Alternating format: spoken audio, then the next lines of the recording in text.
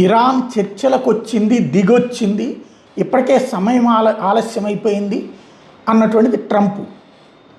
మమ్మల్ని గౌరవిస్తే అప్పుడు చర్చిస్తామనేటటువంటిది ఇటు పక్కన కొమైనీ ప్రతినిధి. బేసిక్గా ఒకటి, నాకు ఉన్న సమాచారం, నేను గమనించిన అంతర్జాతీయ వార్తల ప్రకారం చూస్తే మొన్న యుద్ధానికి ముందే ఒమను, ఖతారు చర్చలు జరుపుతుంది. ఒమన్ ఆ తర్వాత కూడా కొనసాగిస్తుంది.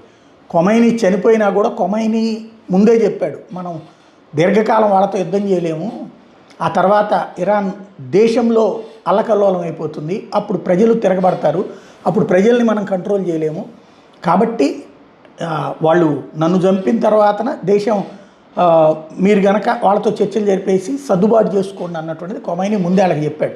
కాబట్టి ఈ ఇన్సిడెంట్ జరిగిన మరుసటి రోజునే కొమైనీ ప్రతినిధులు అమెరికాతో మాట్లాడుతున్నారు. ఒమెన్లో ఇద్దరు కూడా కూర్చుంటున్నారు.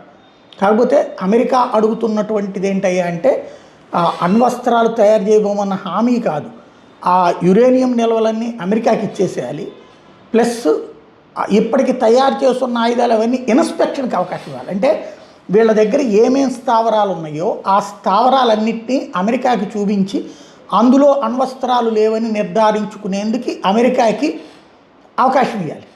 అది పిచ్చోళ్ళ అది చెప్పడం అంటే ఇరాన్లో ఉన్నటువంటి మొత్తం గుట్టంతా అమెరికాకి చెప్పడమే. ఆ తర్వాతన ఏ రోజైనా అమెరికా పేల్చిపడేయచ్చు.